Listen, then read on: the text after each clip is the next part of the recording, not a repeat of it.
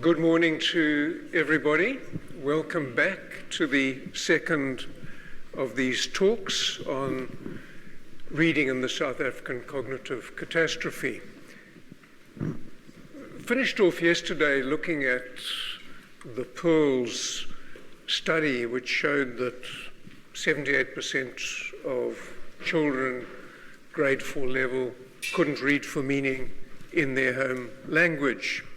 And clearly a significant part of that failure is in instruction. How were people taught to read? Now, to look at what is the best way of teaching reading, we've got to know something about how, in fact, do we actually read. So what I'm going to look at here is what do we actually know about reading, and what I believe is the end of the so-called reading wars, and I will explain that rather odd term. It is a very real reading war. I can recollect a high-level seminar where I saw two senior academics, one from the University of Cape Town and one from the University of Johannesburg, almost coming to physical blows as they argued about how it is best to teach reading. Now, what are these debates? Now, most people, academics included, what they believe about how one learns is usually ideologically based. It's based on their assumption about how the world works, what human beings are. And the dominant belief in South African teacher training at the moment, the dominant belief, is what I would describe as a vulgarized form of social constructivism. It's a technical term. I'm not going to do much about it, but it was the dominant kind of way of understanding knowledge in the social sciences, not the hard sciences.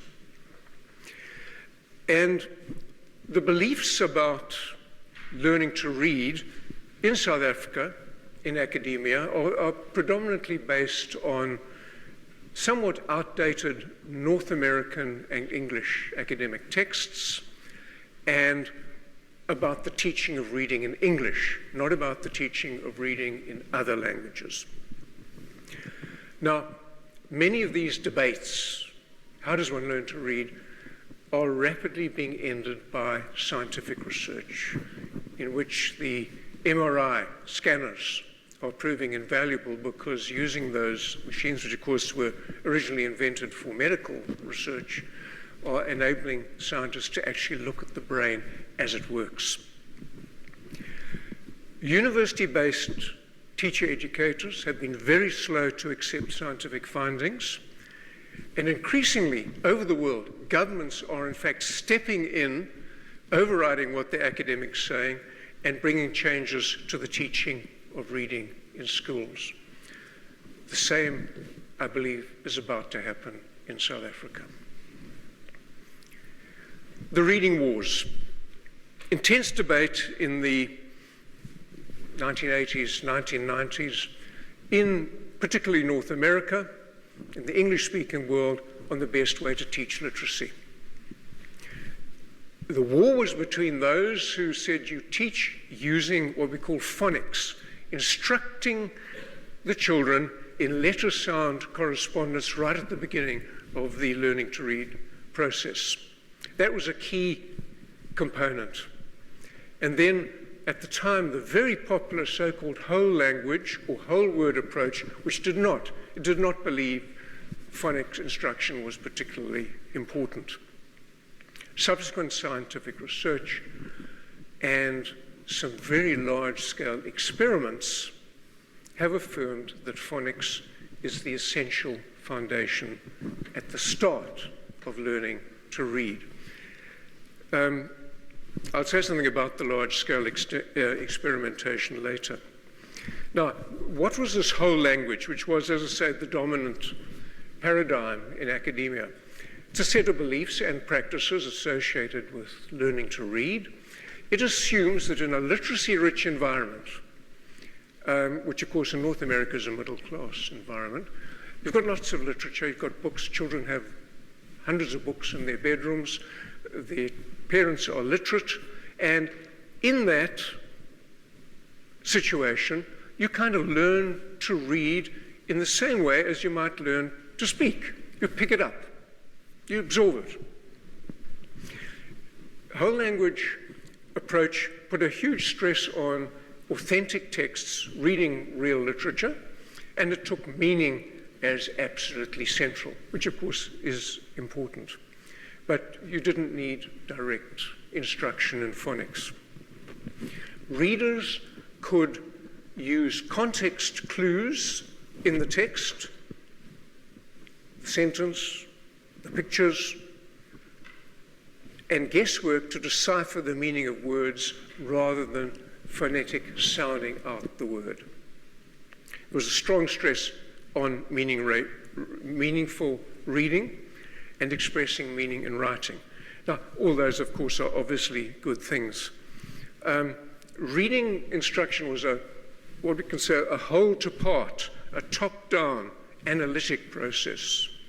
It starts for the child with memorizing whole words, seeing those words repeated in little books and in big books which the teacher holds up and reads to the children, and by seeing words plastered around on the classroom walls. Hundreds of sight words have to be learnt, in a sense, by heart. An unknown word is identified, as I say, by using context, picture clues, and to guess what the word is.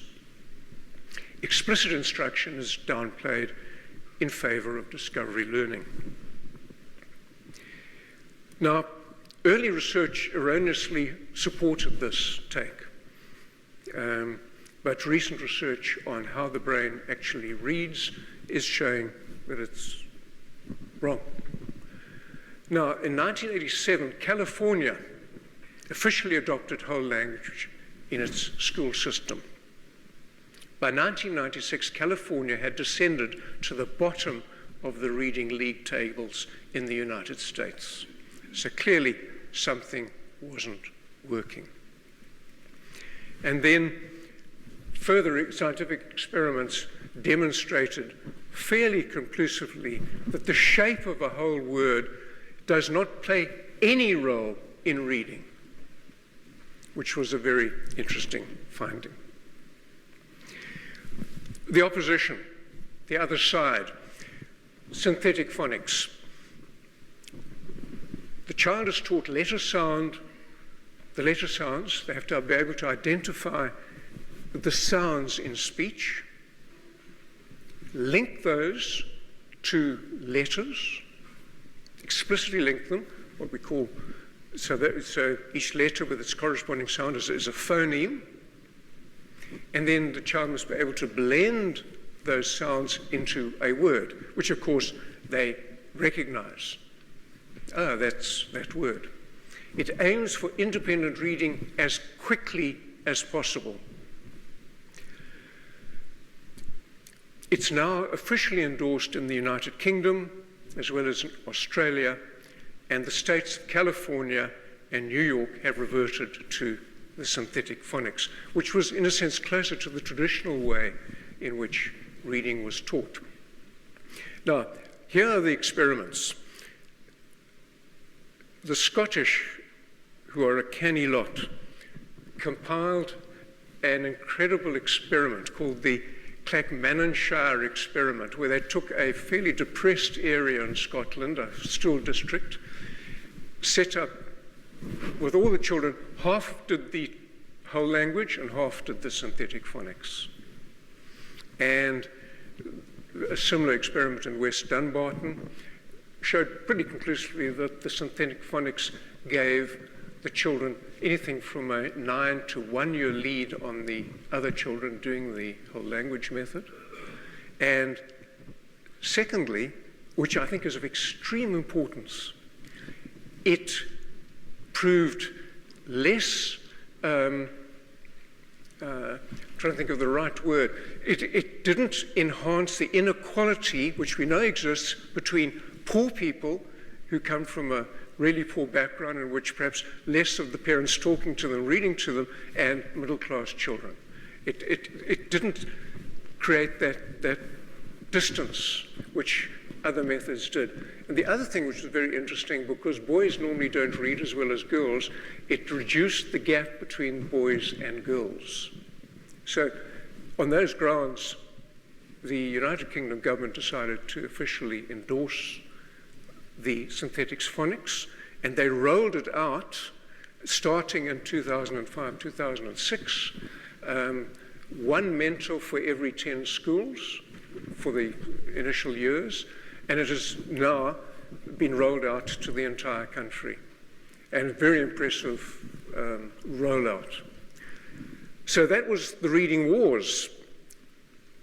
And just going back to the synthetic phonics, the teacher explicitly teaches the alphabetic code. The whole code is taught, not just part of it.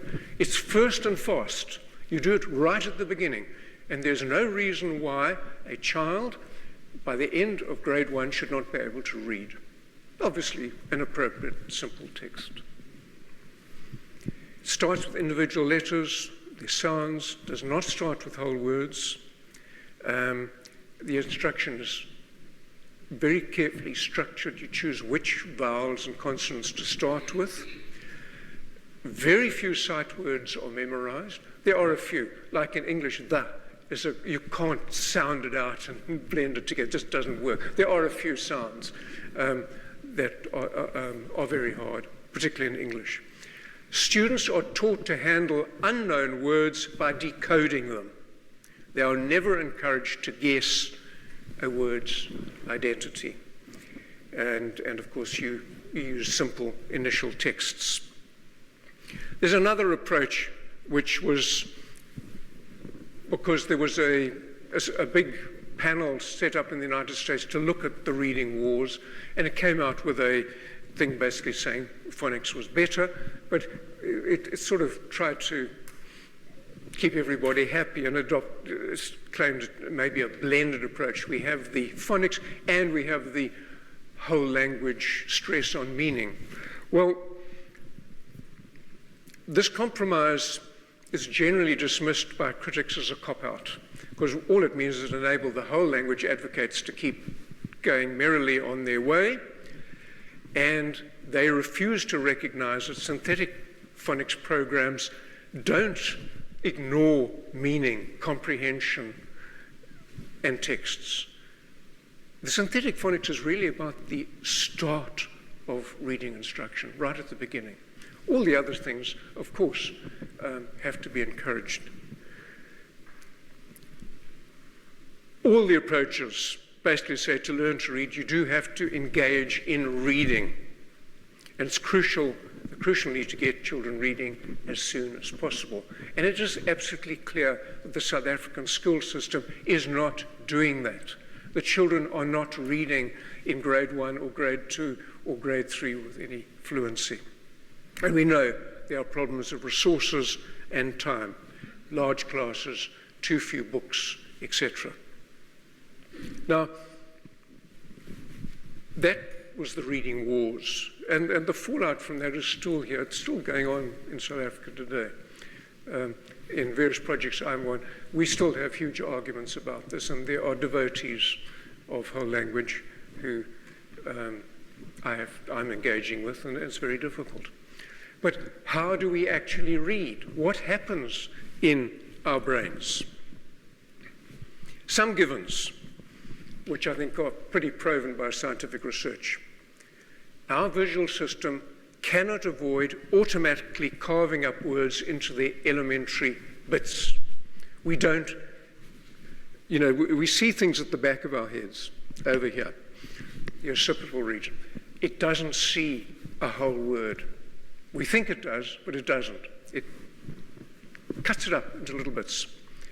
A letter string, a word, is stripped of all its irrelevant features like font, size, case, and is broken down, as I say, into these elementary bits which are then processed in various ways by the brain to make meaning.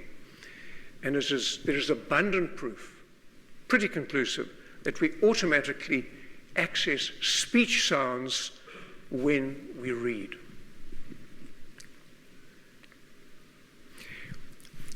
Look at those words, some real ones and some nonsense words. If you were asked to remember those words, as I'm not going to put you through because we take too much time, we'll need 2 hours, but it is likely that you would remember rabbit, you wouldn't see boundary and culdot, you would read money, and you might remember the word demon, carpet, and knee. But the actual words that were printed were rabbit, which we know, boundary we don't know, culdot we don't know, money we know, demon, it sounds like demon, although it's spelled differently. Carpet sounds like carpet. Knee sounds like knee. And by putting these kind of experiments together, they've shown pretty clearly that when the brain actually processes the reading, it hears the sound of the word, of the letters. It hears the sounds, and in that way processes them. Generally speaking, we see 3 stages in reading development. Firstly, the child, for a brief period, in a sense, photographs words. It will see things like KFC, Coca-Cola, stop, whatever other fast food it likes, and may be able to recognize those. They ideographs. The child has not yet grasped the logic of alphabetic writing. Then it goes through a phonological stage. Usually the age of 5 or 6 is the best age to start reading. We start a bit too late in South Africa, I believe. And of course, in places like United Kingdom, etc., most children will certainly have already learned all the sounds of the alphabet in the equivalent of grade R or kindergarten. The child needs to understand that speech is made up of phonemes, these sounds. That is the first initial necessary stage, that the child has to understand that speech is composed of separate sounds, put together in different ways in words. Then the child begins to learn to decode letters, so-called graphemes, into sounds, phonemes. And that is a development process. It's a constant interaction that goes on. Unless you explicitly teach that alphabetic code, the conscious manipulation of phonemes cannot take place. And children cannot gain a genuine mastery of the alphabetic writing system. So you have to attend to letters and letter groups. Whole words stop being photographed, and the child can begin to sound out unfamiliar words. Now, we have problems here. Irregular words in English. English, as we all know, is a truly monstrous language. And syllable and consonant complexity in the African languages. Reading acquisition progresses from simple to complex rules. You learn a couple of consonants, B, K.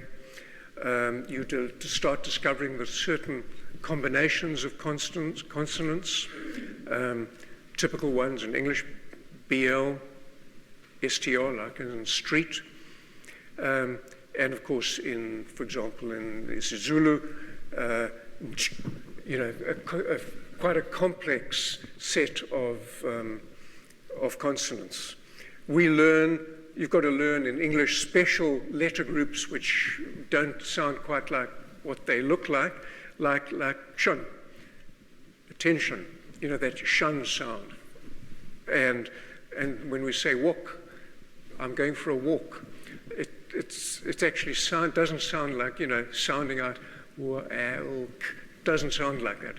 It's a different sound. You've got to learn those irregularities. But the magic of this decoding process, of teaching letter-to-sound conversion, is that it gives the freedom to children to read novel words in any domain. You can literally read anything. You may get the pronunciation wrong a bit. That's expected. And so the argument from the synthetic phonics camp is that all teaching efforts initially should be focused on helping the child grasp the alphabetic principle whereby each letter or grapheme is represented by a phoneme. And then we come to the next stage, what they call the orthographic stage, where word recognition becomes fast and automatic. Rare words, of course, continue to be read a little bit slowly, and because of the way pathways have been formed in our brain, things get faster and faster, and word length ceases to play a role. So we will read a short word like camp as quickly as an 8 or 9 letter word. Beyond that, it becomes, one does have to slow down a bit, but increasingly we read short and long words equally fast. What is all happening in the brain while this is happening? Are things changing? The answer is yes. Literacy literally changes the brain. Brain circuits are altered, and this process will continue until you're an adult. Literacy and formal education influence the development of the human brain and its capacity to interact with the environment. It modifies certain functions of the brain and its actual structure. And one can give a whole list of things: the phonological structure, phonological awareness, verbal and visual memory, visuospatial and visuomotor skills, object recognition and naming, and ways of problem solving. And, as you know, we have 2 parts of our brain, left and right. And the top part, the parietal region, there are connecting fibers between the left and the right brain. And in literates, there is a massive increase in the size of those connecting links, which implies a massive increase in the exchange of information across the 2 spheres. And this may explain why literates have an increase in their verbal working memory size. There's a downside. Literates may lose some visual skills. And I'll show you how that happens. But before that, literacy is a human invention. It is not a natural ability. It influences the way our cognition functions and changes some of the interactions in the brain. It doesn't change our basic intelligence. In crass mechanical terms, the young brain's functioning is somewhat plastic and can be rewired, and that happens in reading. It's universal. It is a universal brain mechanism for reading. The areas in the brain used for reading are identical in readers in all languages and all cultures. Same thing happens, whether you're learning Mandarin or Sanskrit or isiZulu or English. Another thing they've found is that all scripts, including Chinese ideographs, have to share certain common features to be readable. It's a matter of the slope of the way the letters are formed. Now, one may ask, is this rewiring useful? That depends on the society you live in. Is it helpful to the survival of individuals? Well, currently our society tends to reward good readers. And I would guess all of you have been, to some extent, rewarded by society for yourselves being good readers. Otherwise, you wouldn't be in this kind of environment. We tend to pay people who read well better. University graduates, as are typical people who read for degrees. Of course, there are the notable exceptions. You know, the Richard Bransons and other rich people who somehow managed to get to the top of society without being good readers. But then other research has shown that most top business leaders are psychopaths.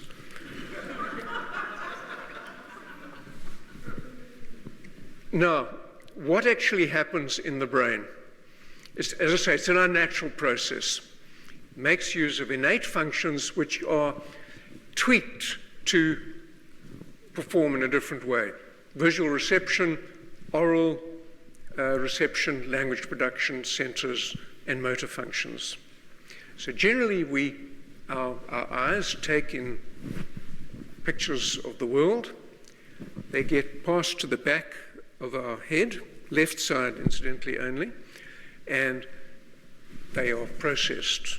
Then it gets moved along a bit, and those letter signals are sort of massaged into a kind of proto-word form, and then it goes to the parts of our brain which handle hearing and speech and are further processed, and then they get shunted up a bit higher to the top of our head where the meaning of what is happening is processed. So the brain processes what we see, and we understand them in meaningful form. I'll take you through this process. There's a brain. It isn't really that color. That's just for convenience. And first of all, we've got the occipital lobe, which handles vision, perception, and the visual word form, the back of the head.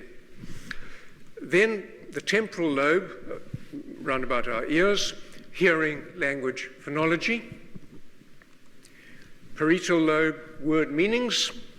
And then the frontal lobe, which handles thinking, problem solving, speech control, because we have to make a decision to speak, and the front of our brain handles that.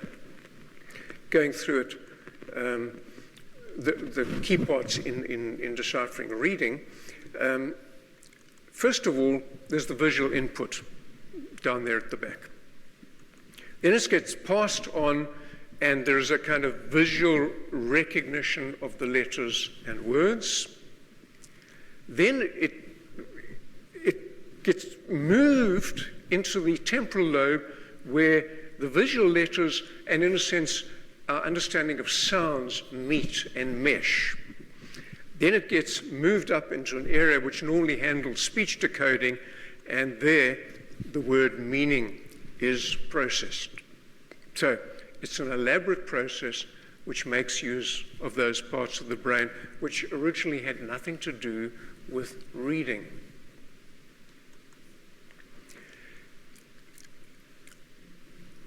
Some of the brain's nerve cells in the back of our head, originally concerned with object or face recognition, are committed to letters and various combinations of letters.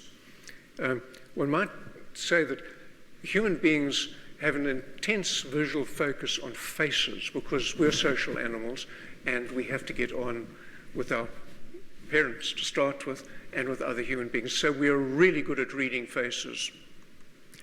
Now, this is a representational, but if you look at this picture here, before school, you've got over here on the left, dealing with objects in the environment, tools, objects. Then a part dealing with faces, and then a part dealing with, well, it says houses in this diagram, our living environment. It could have been a cave originally. Our immediate environment we're comfortable in. So parts of our visual system are honed to look at these three separate components. Then we have a person who learns to read, and some of the face area and some of the object area is taken over by words, by letters. And if we look at an adult who has not become literate, in a sense, the spare brain cells are now more or less fully used up, and much more focus on faces, much more focus on objects. So, as I said, there is a slight cost to us literate people. We possibly don't recognize faces as easily as others. And yeah, there's a cost, there's a visual cost. I'm sorry, artists, but that's the reality.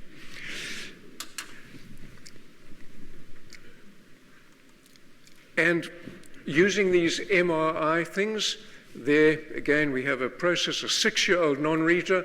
You can see the focus there on objects and the environment. Then a 6-year-old reader, you can see that little green spot. That's where the word letter processing is happening. And you notice it's on the left side only. And there, an 8-year-old reader, more and more space filling up with, but you see the word section is growing. And the other elements, the object, the home environment, the objects they use, and of course the faces. So this is becoming very clear how the brain actually processes reading. What about the letters? We are able to identify letters because our visual system, in looking at objects, is able to discern certain key lines, so to speak, in nature. Those of you who are artists, this would suggest that Botticelli was right and William Blake was right about there being lines in nature versus the Impressionists who believed there weren't any. So, I mean, there was, let's say there's a box against a wall.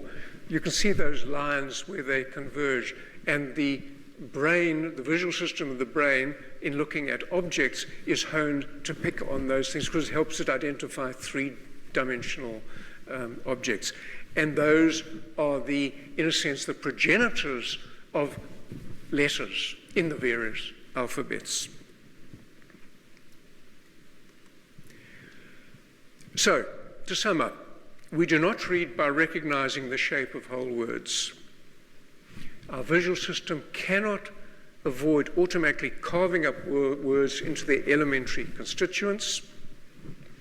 We read letters regardless of font size, color, lower or uppercase, and the brain takes each string of letters, tears them apart, recomposes them into a hierarchy of letters, in many cases bigrams, pairs of letters, for example, EA, syllables, and morphemes. Morphemes are the largest chunk in a word of meaningful set of letters or sounds.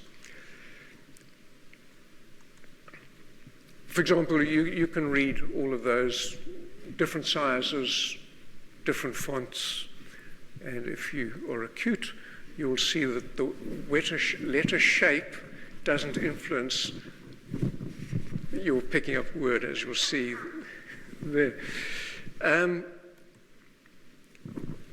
Just read that to yourself. It's not hard to decode. You can read it fast because upper or lowercase is not key.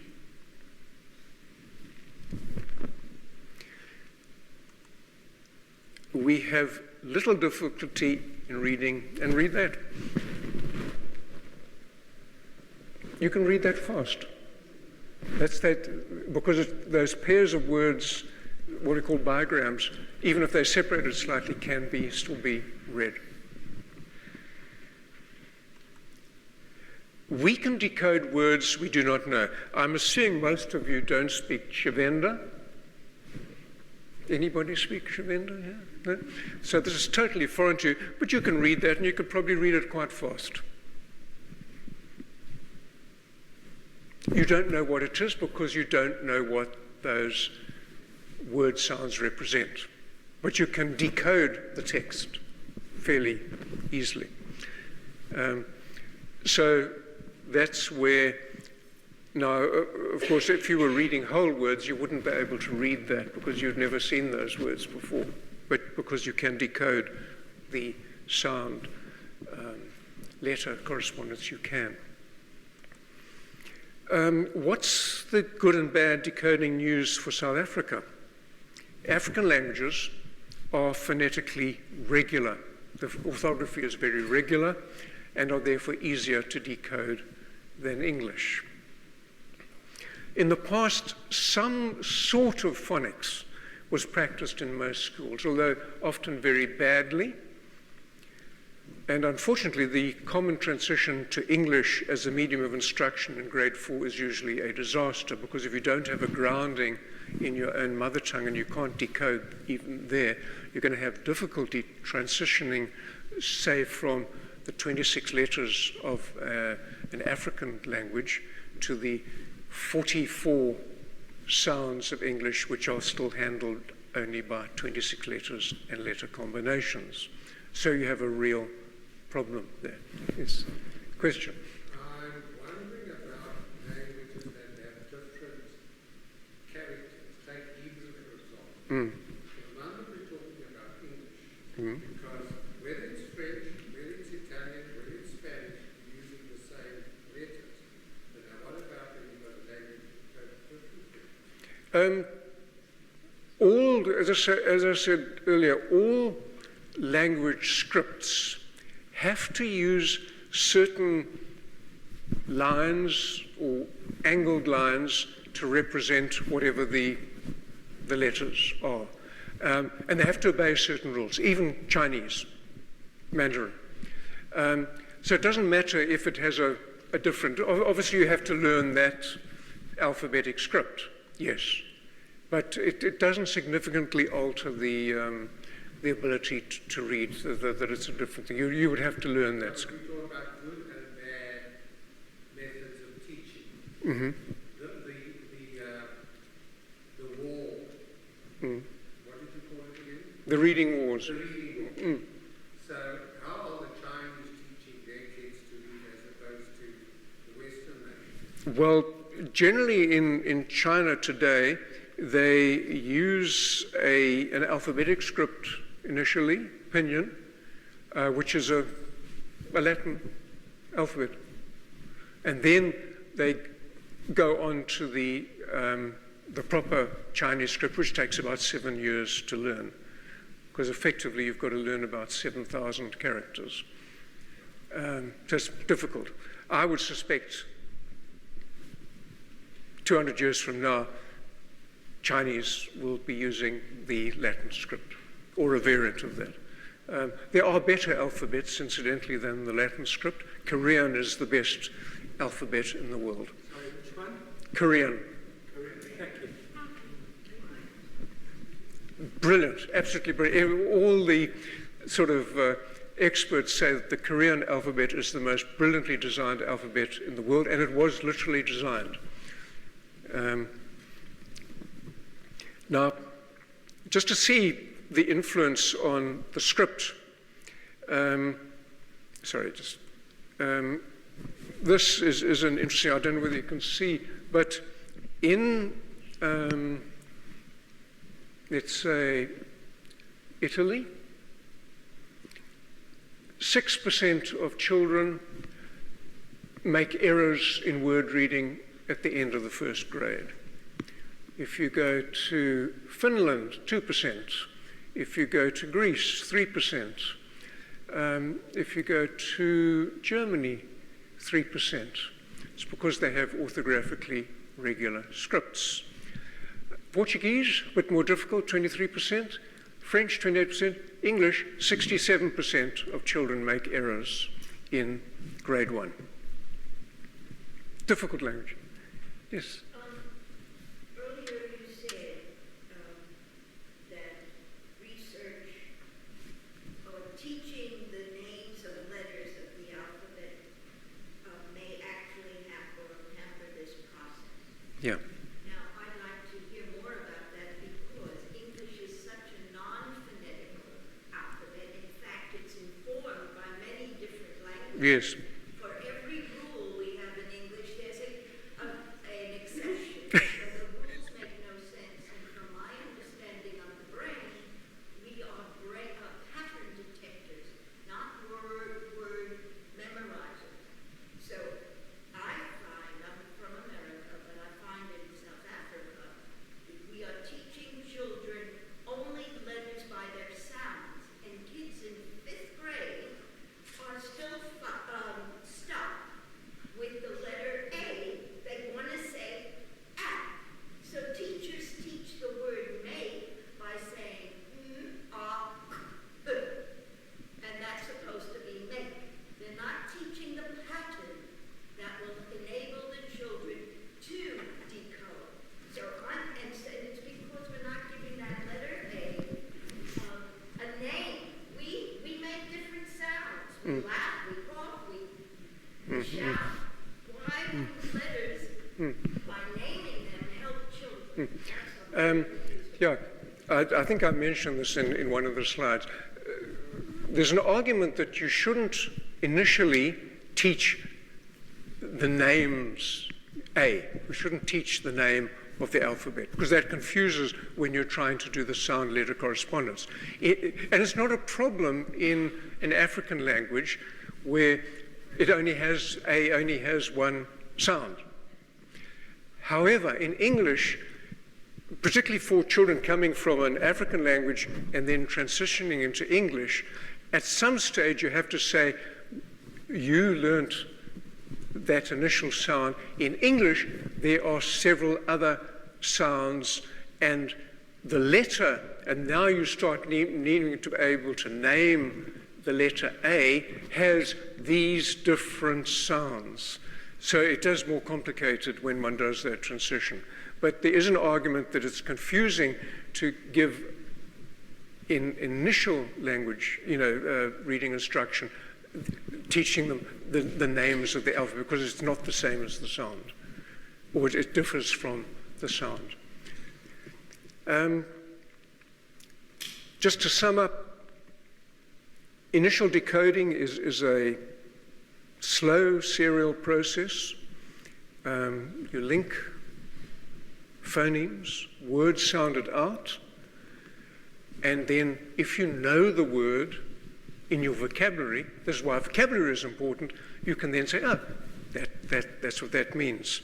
Decoding becomes automatic, and then the child moves from doing it very slowly and systematically to what we call the lexical stage, where in a kind of parallel process, all those letters come together and you recognize the whole word instantly. And that is what we call automaticity in reading. And a part of the brain is now used for storing written words. And it's a part of the brain that doesn't respond to spoken speech. It only lights up when you're looking at an MRI machine. It only lights up when you read. And the child now has direct access to word meaning. Adults use both of those processes. And then, again, just to summarize again, you've got your visual inputs, the visual word form area in red there, what they call the brain's letterbox, where the letters are all sorted out, access to meaning, links to sound, and then later one may use those words in speech. It's a complicated process, but I think important to show that interesting things are happening in the brain, and we need a teaching method which, in a sense, tries to link with that. Yes? Sorry, can I just ask, in terms of phonetics, there in the past were a number of phonetic teaching systems like ITA and Yes. things like that. Do you The initial teaching alphabet was really for English. It tried to simplify the English orthography in early stage, and that it made it easier initially, and then you transitioned. I have no strong feelings about it. I don't see any problem with it. It hasn't caught on. One can argue that if you do your initial teaching systematically and carefully, you can avoid, in a sense, you do what the initial teaching alphabet tried to do mechanically. Yeah. Going on, and I'll try and finish talking and open it to questions.